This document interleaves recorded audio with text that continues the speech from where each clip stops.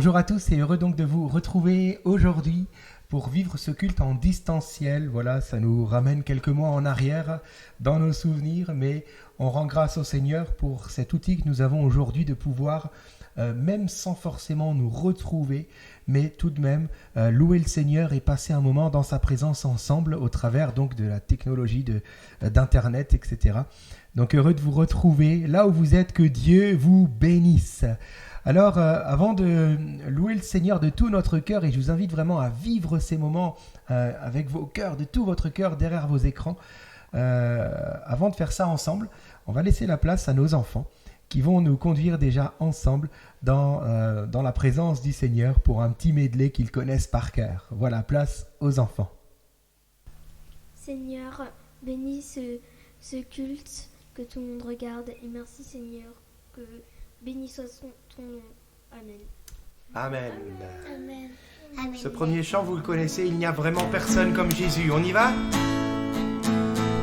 Il n'y a vraiment Personne comme Jésus. Il n'y a vraiment Personne comme Jésus. Il n'y a vraiment personne comme Jésus. Il n'y a vraiment personne comme lui. J'ai marché,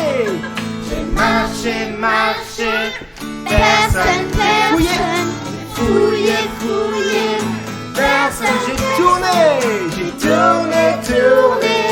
personne, il n'y a vraiment personne, il n'y a vraiment personne, on reprend, il n'y a vraiment personne comme Jésus.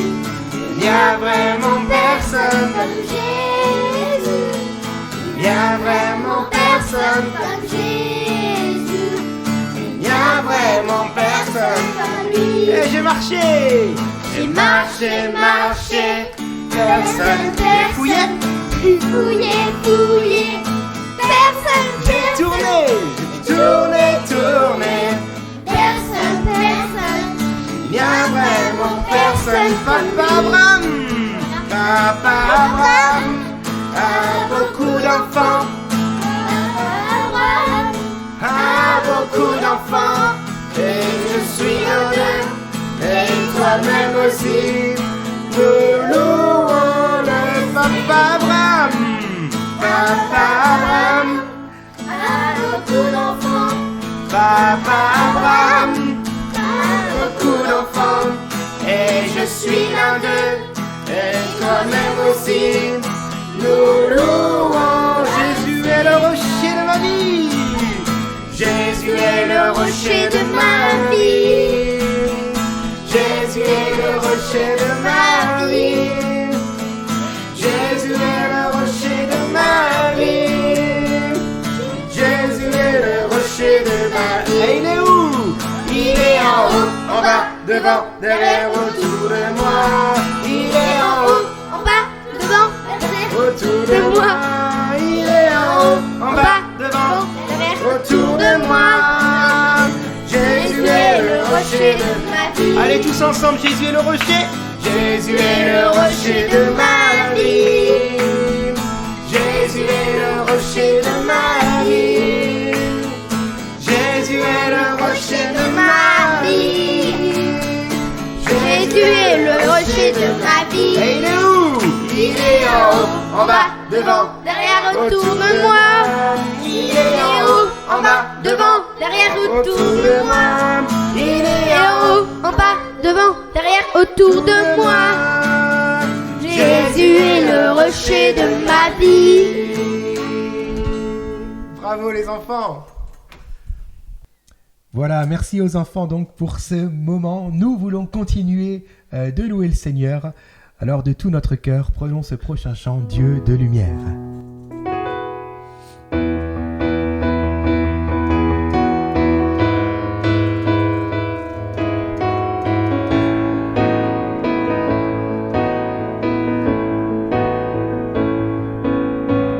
Dieu de lumière, nous voulons te louer et de tout notre cœur te chanter. Tu as créé les cieux et la terre. Dieu de lumière, nous voulons t'élever et dans nos vies entières t'honorer.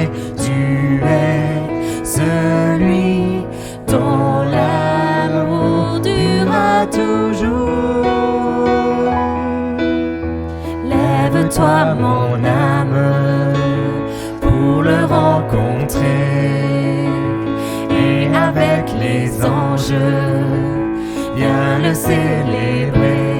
Oh Dieu de lumière, nous voulons te louer et de tout notre cœur te chanter. Tu as créé les cieux et la terre.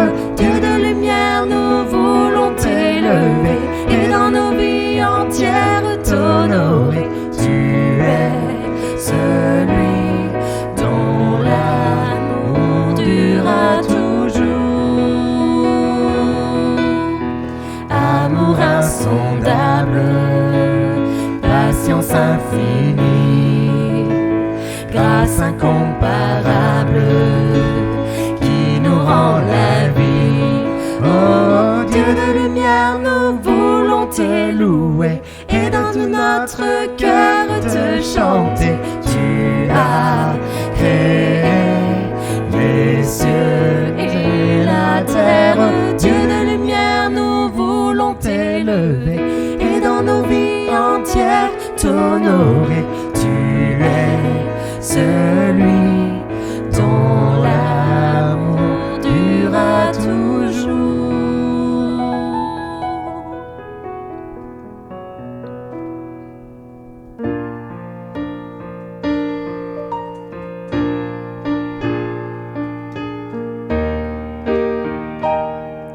Que j'aime la famille de Dieu, où tout le monde n'est plus qu'un. Ils m'ont ouvert tout grand leur cœur, je suis heureux d'être un des leurs dans cette famille de Dieu. Que j'aime la famille de Dieu, où tout le monde n'est plus qu'un. Ils m'ont ouvert tout grand leur cœur, je suis heureux d'être un des leurs dans cette famille de Dieu. Une dernière fois, que j'aime la famille de Dieu, où tout le monde n'est plus qu'un. Ils m'ont ouvert tout grand leur cœur, je suis heureux d'être un de leurs dans cette famille de Dieu.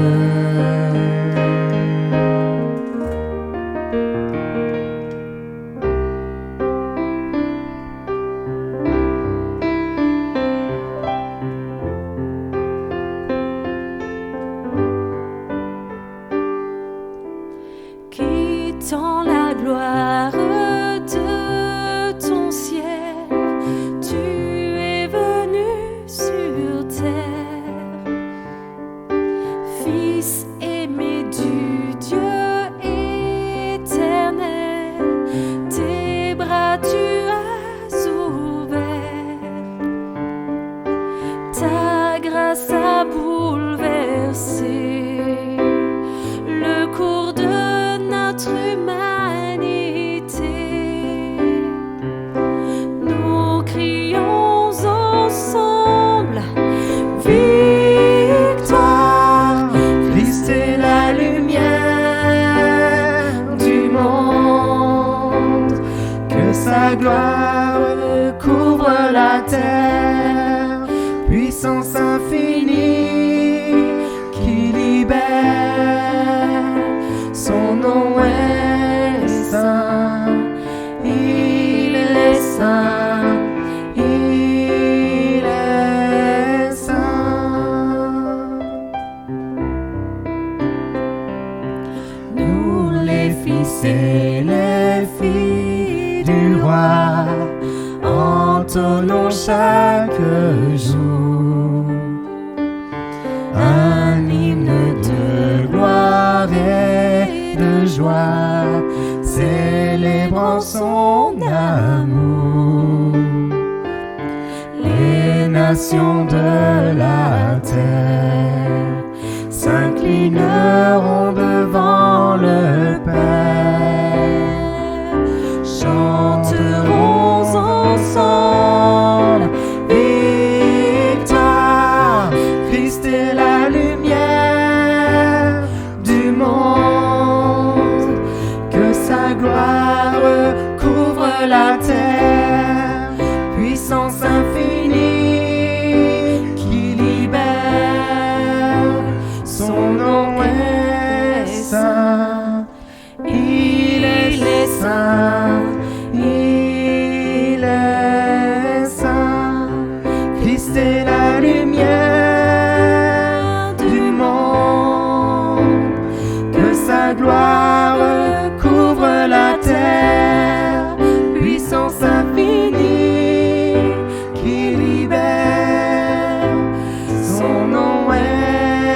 saint, il est saint, il est saint. Christ est la lumière du monde, que sa gloire couvre la terre, puissance infinie qui libère. Son nom est saint, il est saint, il est saint.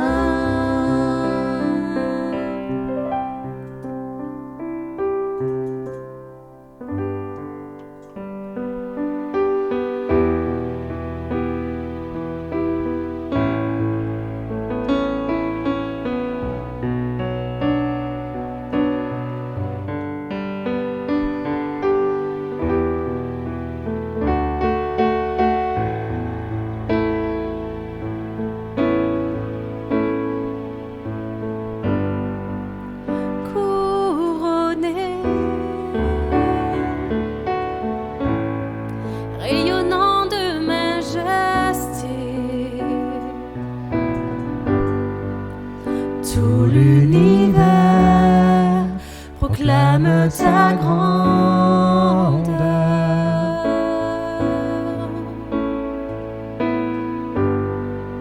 Glorifié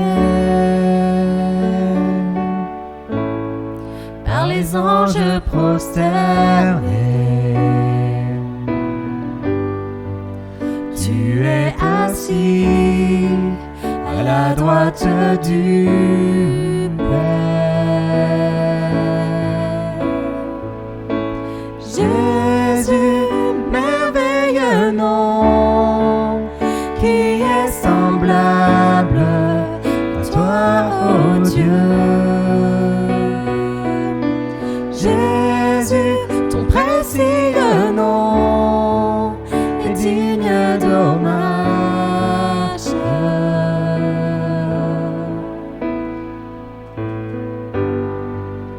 Captivé par l'éclat de ta beauté, nos voix s'élèvent pour te rendre gloire. Jésus, merveilleux nom, qui est semblable à toi, ô Dieu. Jésus, ton précieux nom est digne d'hommage.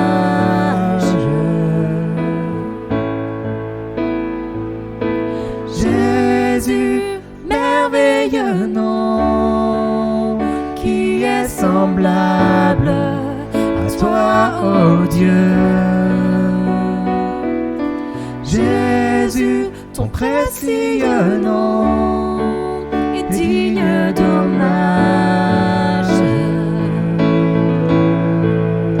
Consolateur, divin rocher, libérateur, prince de la paix, Dieu créateur, Fils bien-aimé, Roi serviteur, Seigneur couronné, commencement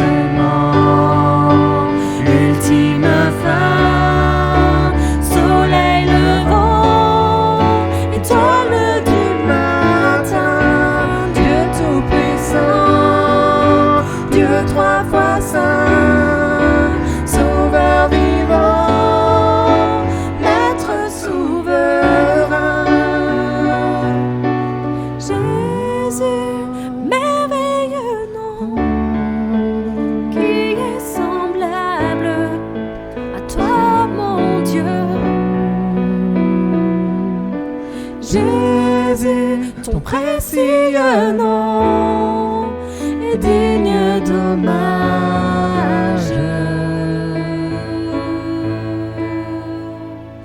Jésus, merveilleux nom, qui est semblable à toi, ô Dieu.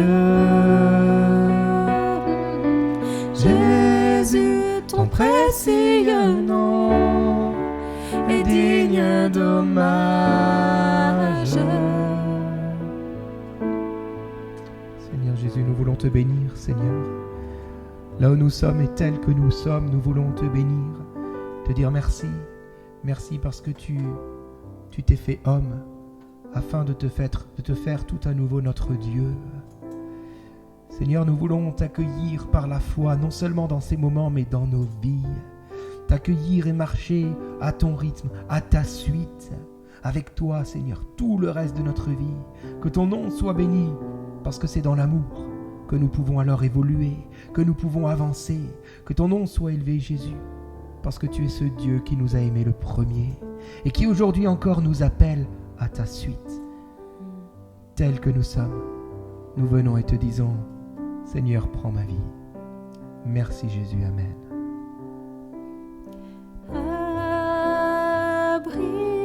Abrite-moi sous tes ailes, couvre-moi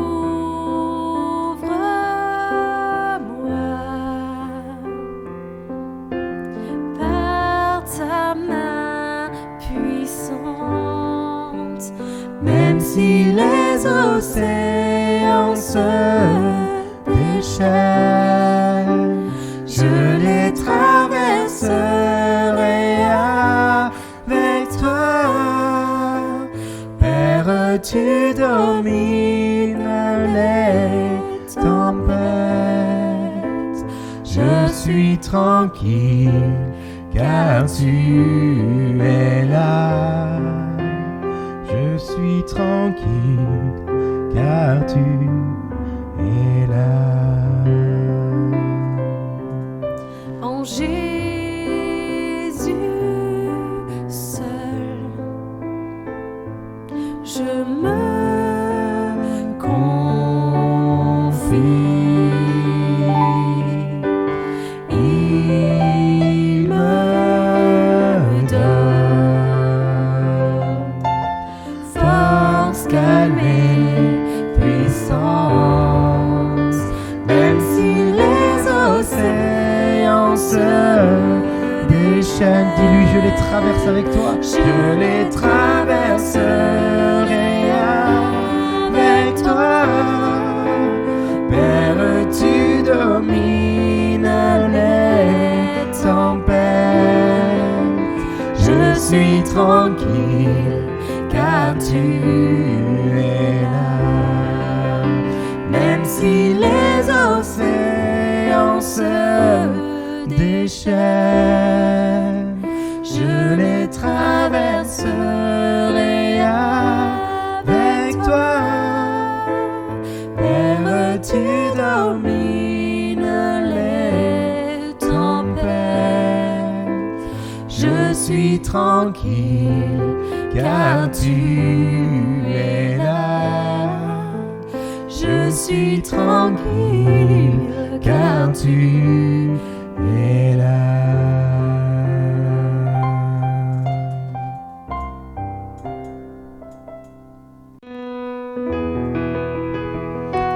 Nous voulons élever le nom de celui qui nous a sauvés parfaitement.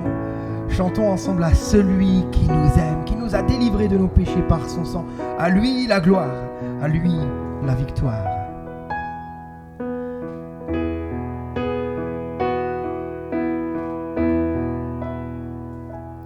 À celui qui nous aime, qui nous a délivrés de nos péchés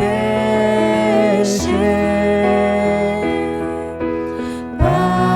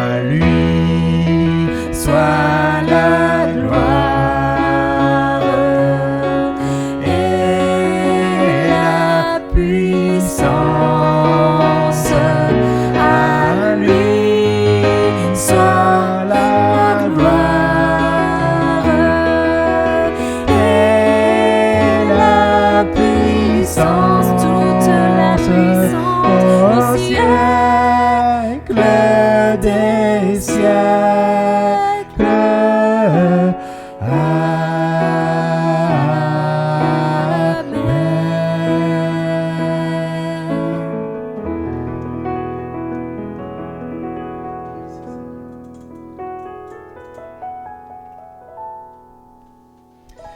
Voilà, avant d'écouter le partage, le message d'aujourd'hui, je vais juste prendre ma petite feuille. Je vous donne les annonces parce que j'ai peur qu'à la fin du message, vous coupiez trop rapidement et que vous n'entendiez pas. Donc, je vous donne tout de suite les annonces et ensuite place au partage avec notre frère Benjamin Gabel. Alors, en ce qui concerne les annonces, notre vestiaire au manteau d'Élie va ouvrir ses portes ce vendredi et ce samedi, donc 4 et 5 février, si je ne me trompe pas. Donc le vendredi, c'est de 13h à 18h et le samedi, c'est de 10h à 16h. Notez-vous cela. Si vous avez des besoins vestimentaires ou si vous connaissez quelqu'un qui serait content de pouvoir venir là, eh bien parlez-lui-en alors.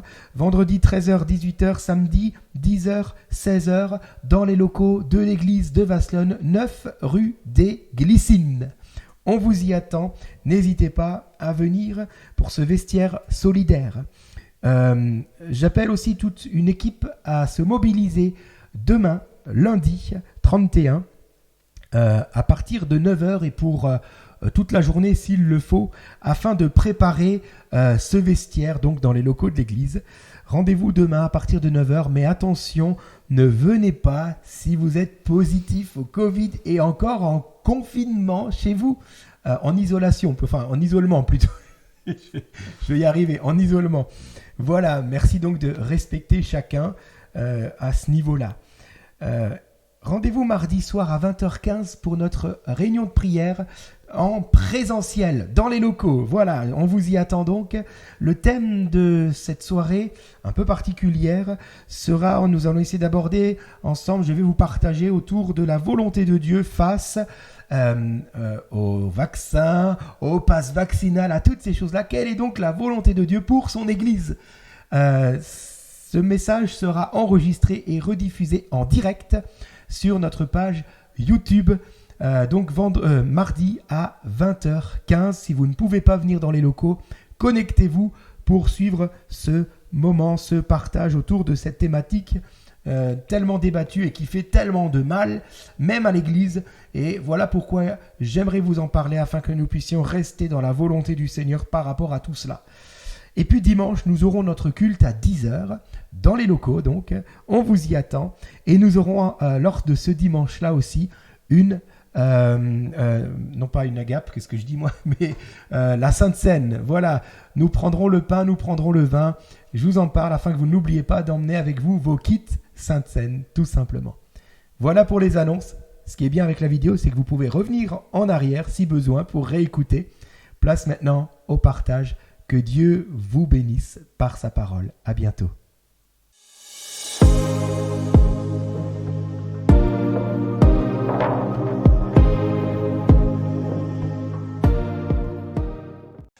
Bonjour à tous, je suis très heureux de vous retrouver à nouveau aujourd'hui pour partager la parole du Seigneur ensemble.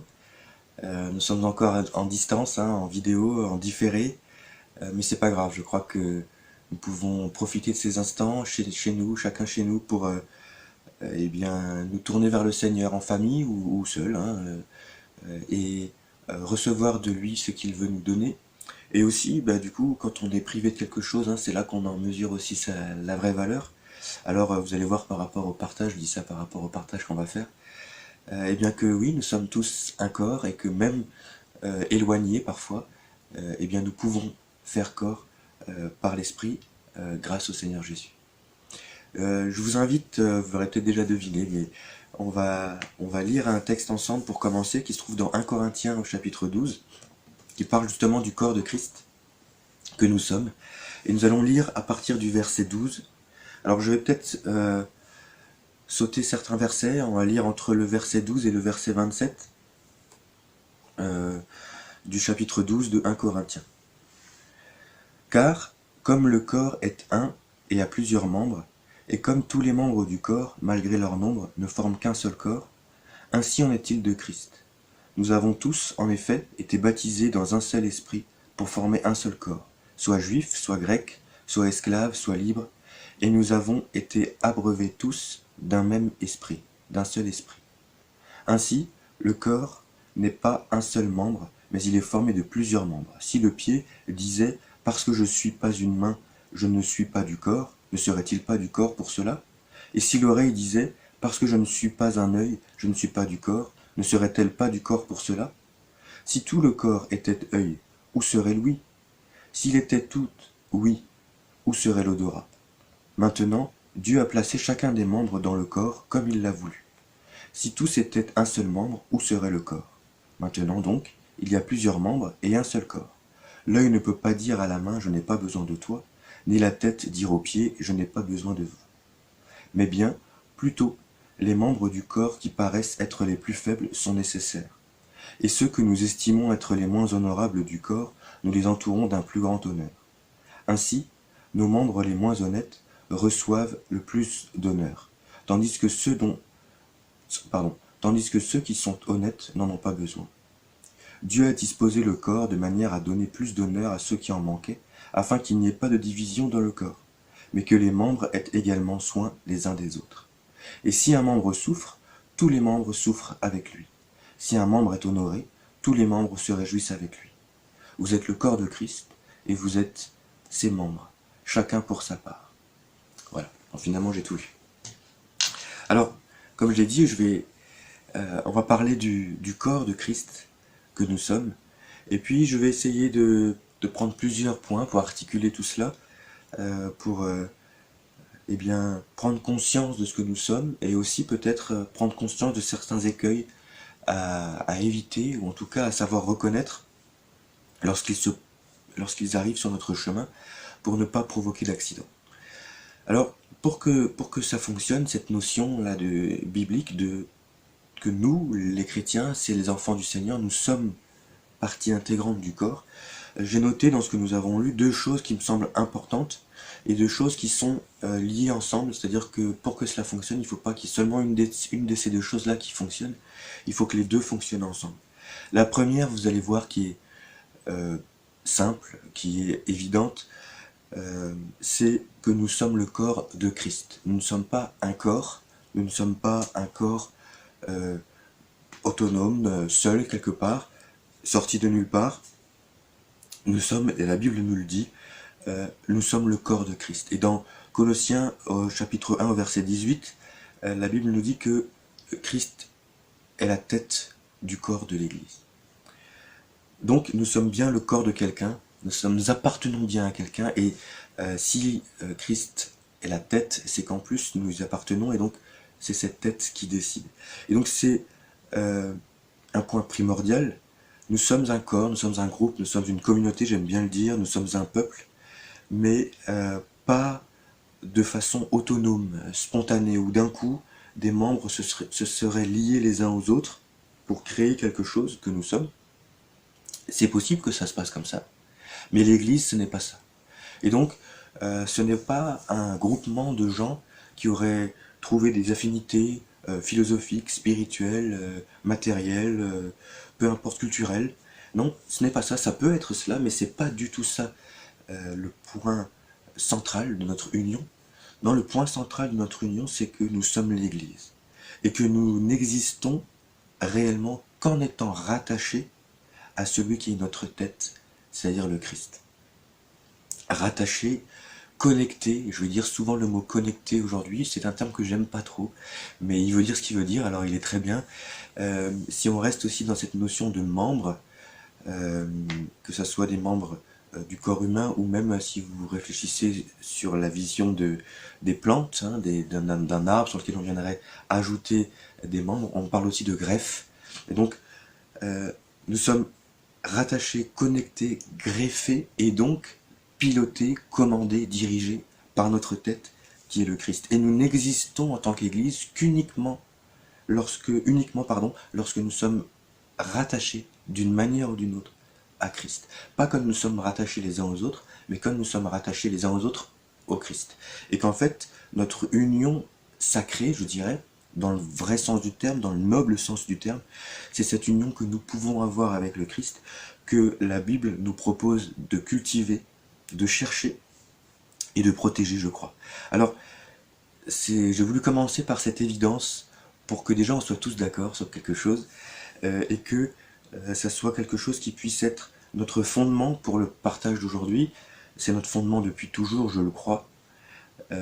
Mais je crois que si on en fait la base de notre travail, la base de notre réflexion en tant qu'Église, eh bien nous sommes sûrs de construire droit, nous sommes sûrs de pouvoir aller plus loin sans nous tromper de direction tout simplement. Alors, la première chose que je voulais donc dire, c'était que nous sommes unis, nous sommes le corps de Christ. Ça, c'est ce que nous avons lu dans le texte que nous avons partagé ensemble. La deuxième chose qui ressort d'une manière assez même répétitive, on se demande bien pourquoi c'est dit de telle manière plusieurs fois différentes, prenons plusieurs exemples. Donc c'est bien que c'est important. Deuxième point, c'est que nous sommes tous différents. Donc nous sommes tous unis à un seul être supérieur, qui est le Christ, qui est notre Seigneur, mais que nous tous, les membres, nous sommes tous différents. Et même, je dirais, les mains, elles sont finalement différentes. Nous n'avons pas deux fois la même chose. Et, alors, vous avez l'exemple de la main, hein, de l'œil, de l'ouïe, etc. Je ne vais pas lister tout le corps. Même au sein de la main, finalement, vous vous rendez compte que il y a plusieurs doigts, que sur un doigt, il y a plusieurs phalanges, qu'il y a les ongles, qu'il y a la peau, qu'il y a les articulations, les tendons, les muscles, les veines, les nerfs, et sans doute plein d'autres choses qui sont des trésors à chaque fois que l'on découvre ces choses-là. Et donc, nous sommes tous différents, avec nos particularités, on sert à des choses différentes, avec nos besoins différents. Quand vous voulez soigner un membre, vous ne le soignez pas de la même manière tous les membres du corps. Des fois, il y a des choses qui sont dangereuses pour un membre, qui ne le sont pas du tout pour un autre, et inversement. Nous avons tous une utilité différente, nous sommes parfois utilisés toute la journée, parfois une fois de temps en temps, parfois on ne se rend même pas compte qu'on se sert de certains membres, et parfois il y en a d'autres, on s'en rend compte parce qu'on a besoin, ils sont pas assez forts, ils sont pas assez entraînés, donc on se rend compte tout de suite quand on s'en est servi, quand il suffit que je fasse un match de foot de temps en temps, pour que je m'en rappelle pendant une semaine après qu'il y a certains muscles de mon corps que j'utilise rarement. Eh bien, tout a une utilité, tout a des forces, tout a des faiblesses aussi. C'est pour ça que certains des membres du corps sont derrière les os, derrière les côtes, pour être protégés, parce qu'ils sont fragiles, ils sont importants et fragiles. Vous voyez où je veux revenir? Ces choses-là, c'est que nous sommes tous différents. Et c'est important de le reconnaître, de l'accepter, mais il ne faut pas s'arrêter là, parce que je crois qu'il y a deux... il ne faut pas comment dire... Je voudrais préciser que ces différences-là ne doivent pas être des occasions de chute pour nous. Je vais vous expliquer pourquoi. Je voudrais citer deux exemples qui sont l'un l'excès de l'autre, et puis inversement, vous allez voir. Nous sommes tous différents, c'est un fait, et la Bible nous le dit clairement. Maintenant qu'on sait ça, il faut noter deux choses, je dirais, enfin, au moins deux choses, que je voudrais souligner ce matin. La première, c'est que il ne faut justement pas oublier cette notion de différence.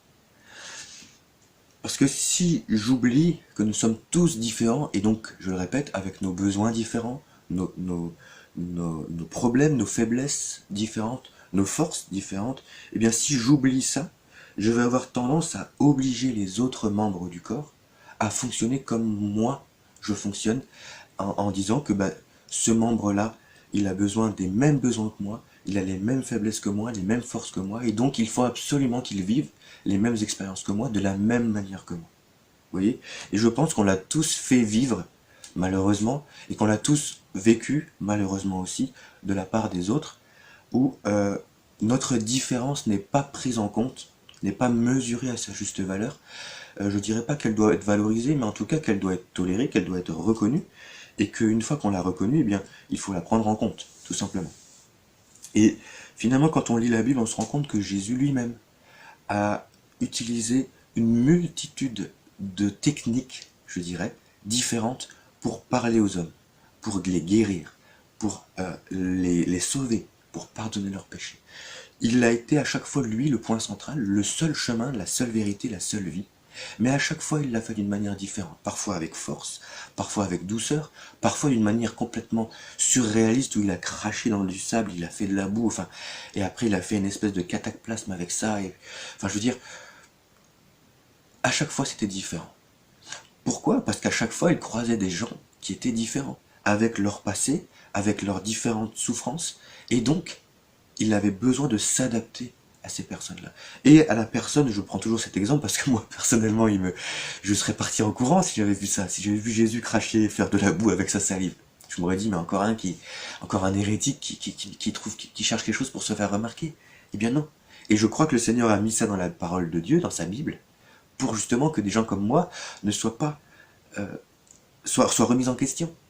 Et donc, mais je suis reconnaissant, je vais finir avec ça, mais je suis reconnaissant que le Seigneur n'ait pas utilisé avec moi cette technique-là. Parce que je serais parti en courant, tout simplement. C'est étonnant, mais c'est comme ça. Et donc, eh bien, j'aime lire dans la Bible que le Seigneur a utilisé différentes manières, différentes approches. Pourquoi? Eh bien, parce qu'il a à chaque fois eu affaire à des gens qui étaient différents. Nous ayant créés, il sait que nous sommes tous différents. Et donc, lui seul est le seul chemin, mais il choisit je dis techniques, différentes, pour nous aborder, pour nous montrer, pour nous ouvrir les yeux, parce qu'il sait qu'une main n'a pas besoin des mêmes soins qu'un rein, et inversement. Et je ne vais pas prendre à chaque fois 1000 exemples, mais vous voyez où je veux en venir. Et donc, la première pierre d'achoppement, la première problématique, eh bien, c'est d'éventuellement oublier ces différences-là. Et si je parle à des gens et que je pars du principe qu'ils vont tous penser comme moi, raisonner comme moi, comprendre les choses comme moi, je vais au-devant de beaucoup d'angoisse, parce que je vais forcer les gens à adhérer à des choses qui ne sont pas forcément sur mesure pour elles. Et s'il y a bien quelqu'un qui est le roi du sur-mesure, c'est le Seigneur. Alors, il ne faut pas que nous oublions que nous sommes tous différents. Et la deuxième chose, eh bien, c'est l'inverse. Si vous voulez, c'est que nous avons tellement, parfois, je ne vais pas généraliser, nous avons tellement parfois subi des gens qui voulaient nous forcer à rentrer dans leur moule à eux, que nous avons été dans l'extrême inverse, c'est-à-dire que nous revendiquons maintenant notre différence. Et donc, soit j'oublie que tout le monde est différent, soit je fais de ma différence ma force, et j'en fais une revendication ultime qui passe au-dessus de toute autre chose. Et on arrive au point que je pense être central de mon message, en tout cas c'est autour de celui-là que j'ai construit la pensée d'aujourd'hui, c'est que, eh bien, à force d'être forcé, on a tendance à tomber dans l'autre excès, qui est de revendiquer de façon parfois ostentatoire, mais pas forcément agressive, bien au contraire, mais comme étant une souffrance, à revendiquer notre différence comme étant une fin en soi. Et donc, un tel a vécu une chose, un tel a vécu une autre chose, et bien il va mettre cette chose-là en avant, comme étant une fin, comme étant un aboutissement, et comme étant quelque chose qu'il faut mettre en avant. Et j'aimerais, si vous me le permettez, eh bien vous mettre en garde face à cela ce matin. Nous mettre en garde, évidemment. Je dis nous parce que c'est quelque chose que je reconnais chez moi, et que j'essaye avec l'aide du Seigneur, de traiter, de prendre en compte les différences. Et vous savez, j'ai une nature relativement réservée, et donc tendance à vouloir souvent me venger de cette nature réservée en voulant imposer cette différence. Et bien c'est la même chose, que je le fasse avec force, autorité, ou en boudant, ou en râlant, ou en me plaignant, c'est la même chose. Et je ne veux pas vous imposer cela, et je veux vous partager ce matin que l'on réfléchisse ensemble à n'imposer cela à personne. Je continue. L'important, je l'ai dit au début, j'ai voulu commencer par cela, et c'est le point le plus important du message. L'important, c'est que nous devons être... Pardon. L'important, c'est que nous devons être reliés à la tête. Comme une greffe de main, par exemple. Vous voyez, vous avez déjà vu ces reportages extraordinaires sur des gens qui ont eu la main tranchée, et chez qui on a greffé une main, soit leur propre main, soit la main de quelqu'un d'autre. Je trouve ça absolument extraordinaire, ces progrès de la médecine qui permettent de faire cela. C'est certainement discutable dans une certaine mesure, mais en tous les cas, je trouve ça extraordinaire. Eh bien, une opération comme ça de greffe, ça dure plusieurs heures. Ça dure parfois une dizaine, plusieurs dizaines d'heures. Parce que ça demande un travail d'orfèvre, de minutie extraordinaire, de venir reconnecter chaque nerf, chaque vaisseau, chaque veine, chaque tendon, chaque muscle de la main qui est isolée au corps qui, lui, est encore vivant.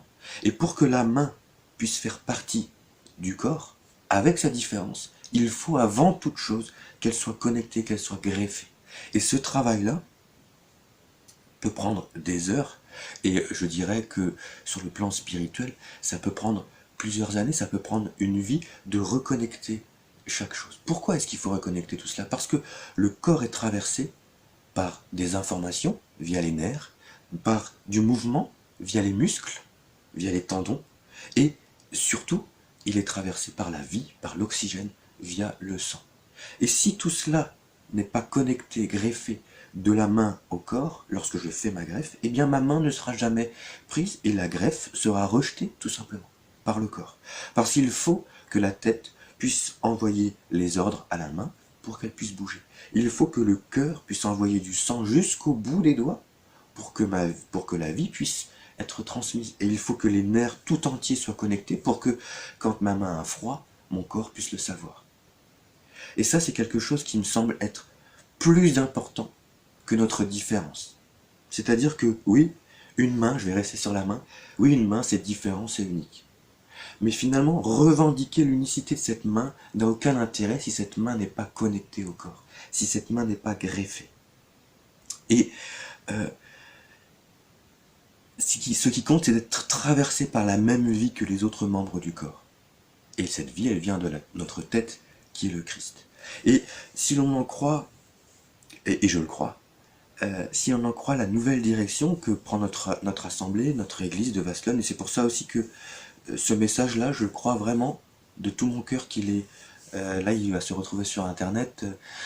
Peut-être que si vous le regardez dans 10 ans, il aura encore une certaine valeur, mais je crois qu'il a une valeur particulière sur notre temps aujourd'hui pour les chrétiens, les membres de l'église de Vasselonne, pour nous tous qui nous réunissons à Vasselonne, qui voulons appartenir à cette communauté. Je crois que à l'instant T où vous regardez ce message, où je l'ai eu dans mon cœur, je crois que ça a une certaine importance par rapport à ce que notre frère Thomas nous a partagé sur la nouvelle direction, en tout cas la suite de la direction que va prendre notre assemblée dans les semaines, dans les mois, peut-être dans les années qui viennent. Et donc, je crois que notre corps, le corps de l'Église, va grandir. Notre tente va s'agrandir, l'espace de notre tente va s'agrandir, et donc notre corps va grandir. En stature et en force, je dirais, pour reprendre une expression biblique, et puis peut-être en quantité. Et donc, nous allons normalement, je crois que cela va se passer, je crois que c'est déjà en train de se passer, nous allons vivre une poussée de croissance. Vous vous souvenez quand vous étiez enfant? Moi je me souviens de ne pas réussir à descendre les escaliers parce que mes jambes grandissaient et qu'elles grandissaient tellement vite, je crois, à ce moment-là en tout cas de ma vie, que je ne pouvais même pas les utiliser.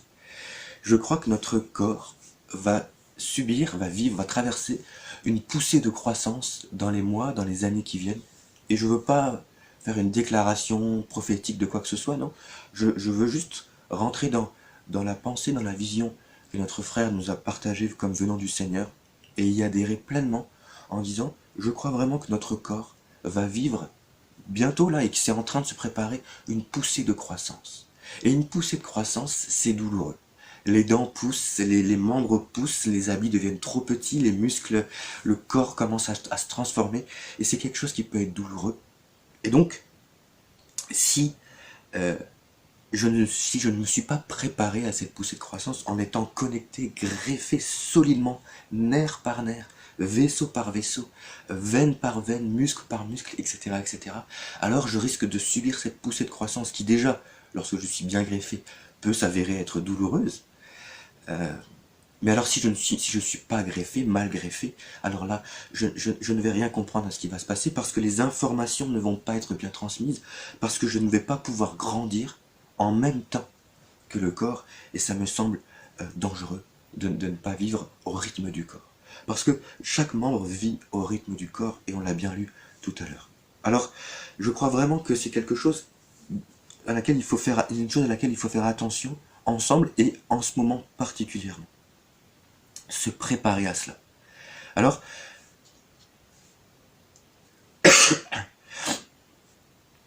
Alors, avant de me présenter sous le biais de ce que je sais faire, de ce que je veux faire, de ce qu'on appelle le ministère, l'appel ou tout ce qu'on voudra, eh bien, il faut que je cherche à me greffer patiemment au corps, étape par étape. Je pense que je l'ai suffisamment dit, je ne vais pas le répéter. Vous savez, des fois, il y a cette expression, les gens qui sont un peu maladroits, qui disent, qui disent, oh, aujourd'hui, j'ai 2 mains gauches. Dès que je fais quelque chose, je le casse, dès que je prends quelque chose, ça tombe, j'ai 2 mains gauches. Alors, sans offense aux gauchers, parce qu'on peut être gaucher sans être maladroit, mais en tous les cas, hein, quelqu'un qui est droitier est plus maladroit de la main gauche, et donc s'il dit qu'il a 2 mains gauches, c'est qu'il arrive à rien faire de ses mains. Bon, et bien je voudrais juste prendre cette pensée, cette expression, 2 minutes, pour dire que je préfère sur mon corps avoir 2 mains gauches parfaitement greffées que une main droite et une main gauche parfaite, mais dans un pot, dans un bol, avec du formol. Vous voyez ce que je veux dire? Qui n'est pas connecté au corps. Vous avez peut-être déjà vu ces images, ces photos, ces films où vous avez des membres dans des pots, vous savez, dans un espèce de liquide là pour les conserver. Bon, c'est bien, la main elle est là, elle est parfaite, elle est belle, elle n'est pas usée, elle est extraordinaire, mais elle est là toute seule. Et toute seule dans son pot de formol, elle ne sert à rien. Elle ne sert à rien. Et donc je préfère avoir dans mon corps, dans notre corps, à l'Assemblée, à Vaslon, avoir 2 mains gauches, mais qui sont greffées, qui sont au courant de ce que le corps subit. Quand la main gauche souffre, le corps souffre, et inversement. Je préfère 2 mains gauches parfaitement connectées à mon corps, au corps de Christ, qu'une main droite parfaite, vous savez, manucurée, musclée, etc., etc., avec un doigté extraordinaire, mais qui est dans un pot de formol et qui ne sert à rien, qui attend, et qui est là en train de dire « Oh, je suis une belle main, oui, je suis capable de faire cela, je sais faire cela, et moi seul sais faire cela, oui, c'est vrai, mais dans ton pot de formol, tu ne sers à rien. » Et je te le dis gentiment, si tu veux rester dans ton pot de formol, tu peux, mais ça ne sert à rien.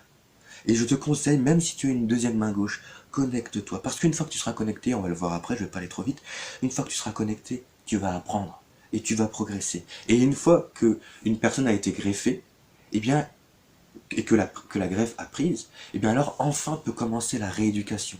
Et alors on y va tout doucement, on commence par fermer la main, ouvrir la main, individualiser les doigts, serrer fort, se remuscler, faire de la musculation. Et après, pourquoi pas faire de l'esthétique. Mais d'abord, il faut que la main soit connectée. Et une fois qu'elle sera connectée, elle sera traversée par la vie et elle pourra progresser. Elle pourra acquérir le rythme du corps. Et je crois que c'est ce que nous devons pratiquer en ce moment dans notre corps qui est l'Assemblée de Vaslon. Alors, quand nous sommes greffés, nous pouvons progresser, nous pouvons évoluer. Ce qui compte, ce ne sont pas nos compétences, ce qui compte, c'est que nous soyons greffés au corps. Et j'insiste, je ne veux que partager cela avec vous aujourd'hui. Ce qui compte, ce ne sont pas tes compétences. Merci pour tes compétences, tant mieux. Mais ne te présente pas au corps en mettant en avant tes compétences. Ne te présente pas au corps en mettant l'appel de Dieu pour ta vie. Regarde Joseph, c'est ce qu'il a fait.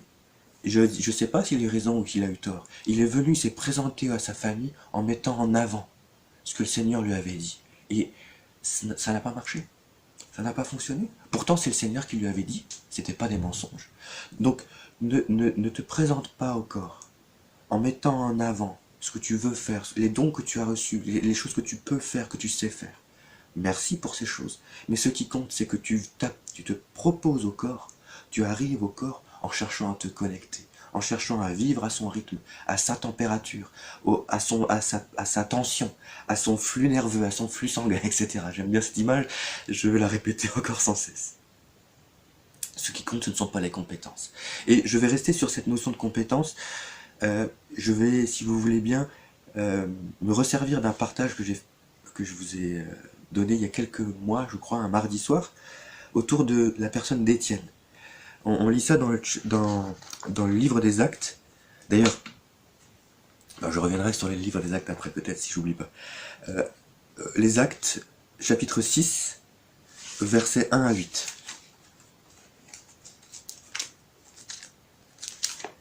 En ce temps-là, le nombre des disciples augmentait. Les hellénistes murmurèrent contre les Hébreux parce que leurs veuves étaient négligées dans la distribution qui se faisait chaque jour. les 12 convoquèrent la multitude des disciples et dirent « Il n'est pas convenable que nous laissions la parole de Dieu pour servir aux tables.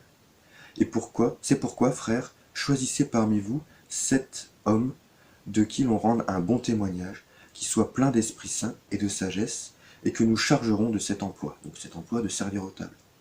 Et nous continuerons à nous appliquer à la prière et au ministère de la parole. » Cette proposition plut à toute l'assemblée. Ils élurent Étienne, homme plein de foi et d'Esprit Saint, Philippe, Procor, Nicanor, Tinon, Parméas et Nicolas, prosélyte d'Antioche. Voilà, j'espère que j'ai écorché aucun nom. Je vais arrêter là. Il se trouve qu'à un moment donné, le premier corps de l'histoire, je dirais, cherche un membre particulier pour une tâche particulière. Servir aux tables. C'est simple, mais il faut savoir le faire. Et il faut savoir le faire parce que les autres membres du corps ne peuvent pas le faire, ils doivent faire autre chose. Hein, ça reste de notre pensée de dire, ben voilà, ma main droite ne fait pas la même chose que ma main gauche, ne fait pas la même chose que mon coude, etc. etc. Et donc le corps avait besoin de certains membres particuliers. Et ce que j'aime plus que tout, c'est que le seul CV qui est demandé à ce membre pour être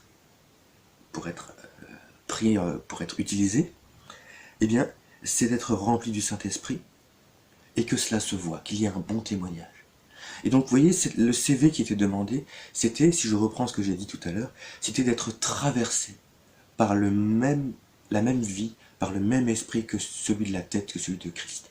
Ce n'était pas d'être habile de ses mains, d'être bon cuisinier, d'être quelqu'un d'ouvert avec les autres, même si peut-être que il fallait cela, mais la Bible ne nous parle pas de cela.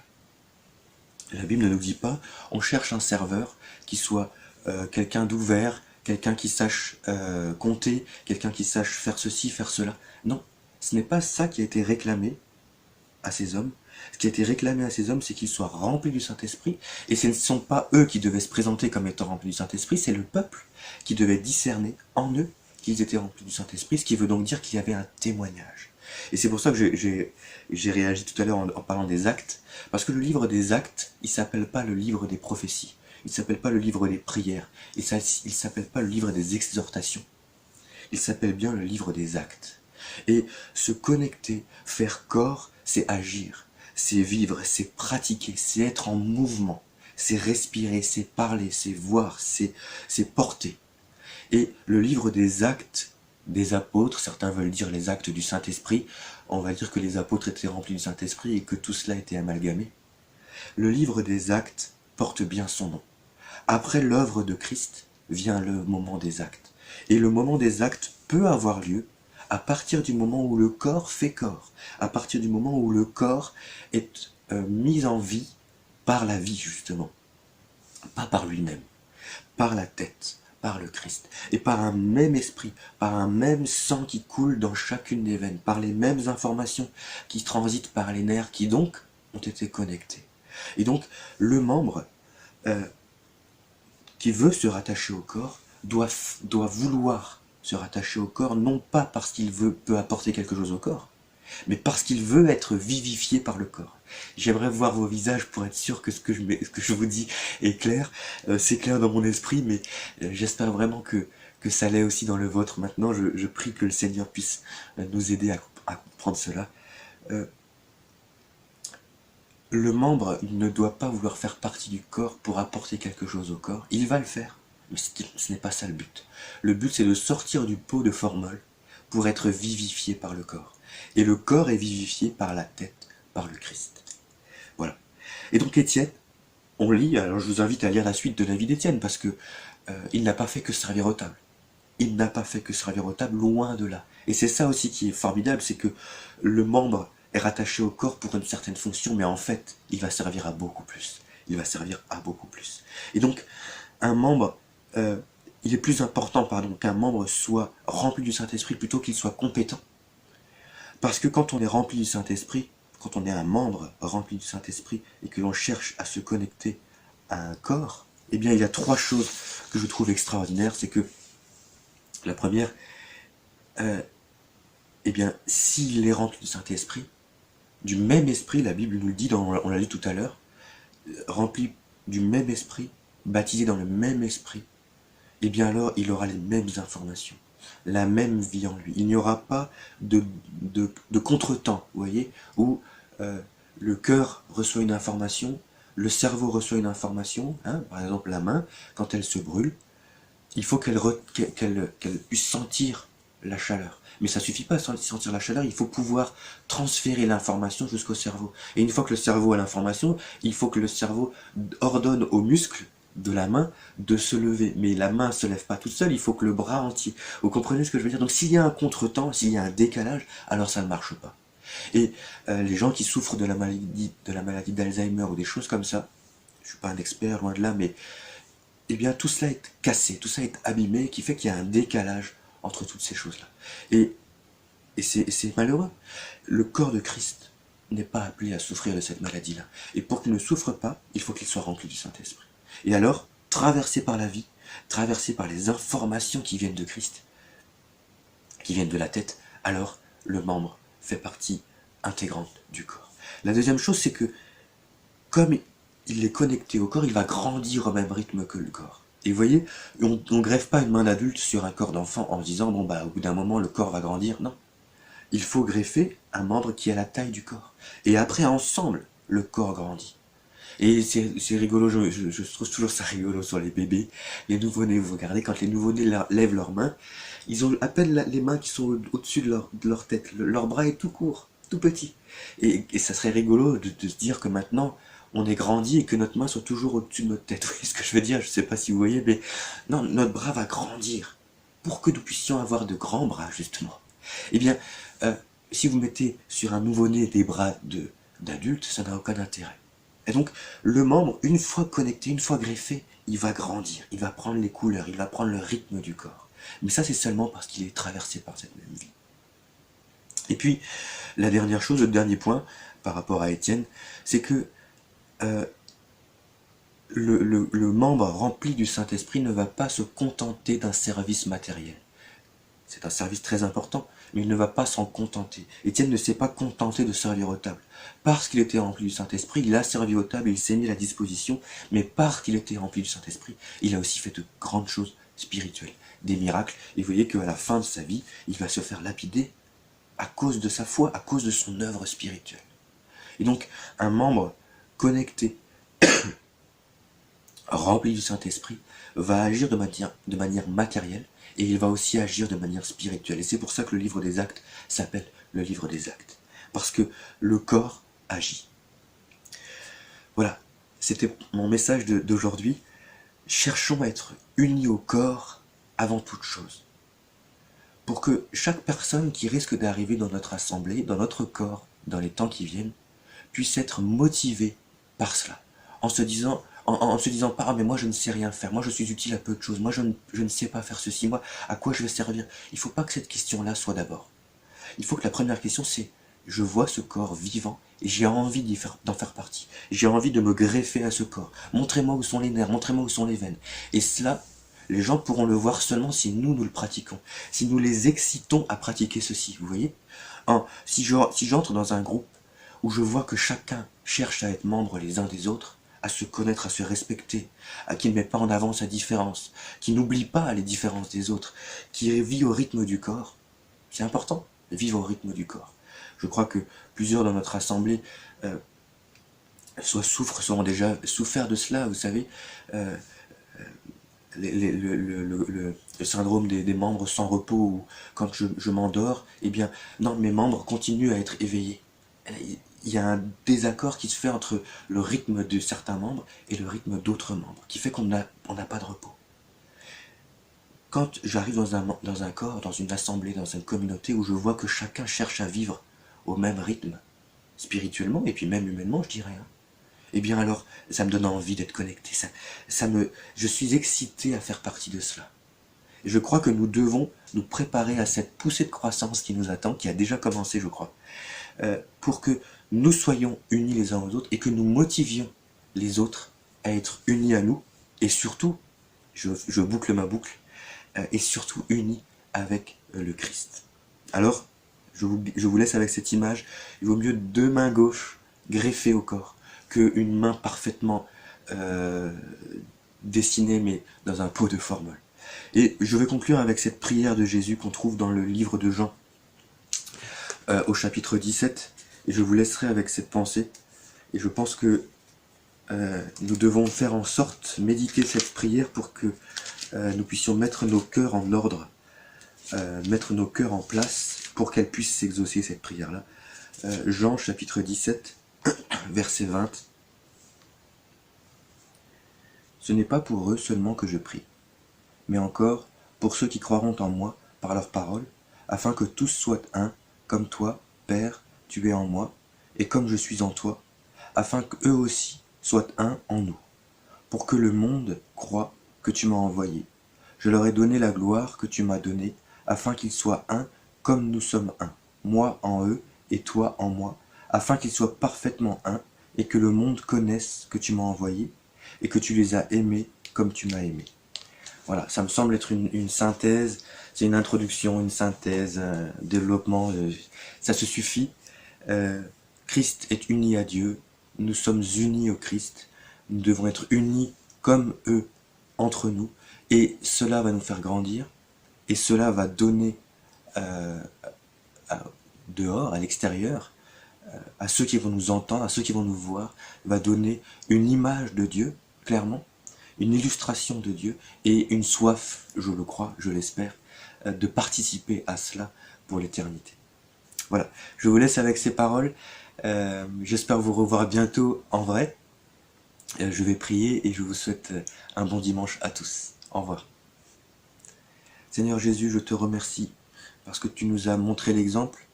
Tu as créé des choses différentes et tu as pris toutes ces différences pour en faire ton corps. Merci pour cette œuvre extraordinaire qu'est l'Église. Merci de nous faire participer à ce travail fantastique, à cette œuvre absolument géniale. Seigneur, donne-nous de reconnaître nos différences, donne-nous de ne pas non plus en faire des étendards, mais de chercher à trouver le juste milieu, l'équilibre, et l'équilibre c'est toi, et c'est à toi que nous voulons être connectés, c'est de toi que nous voulons recevoir les informations, recevoir la vie. Seigneur, ce qui compte pour nous tous, c'est de faire partie de ton corps, de ton corps. Nous voulons être un, tous ensemble, être un avec toi, que tout cela se fasse dans la bonne entente, dans la paix, à ton rythme, et que personne ne soit laissé sur le côté. Que cela puisse porter aussi un témoignage éclatant autour de nous, Seigneur Jésus. Amen. À bientôt.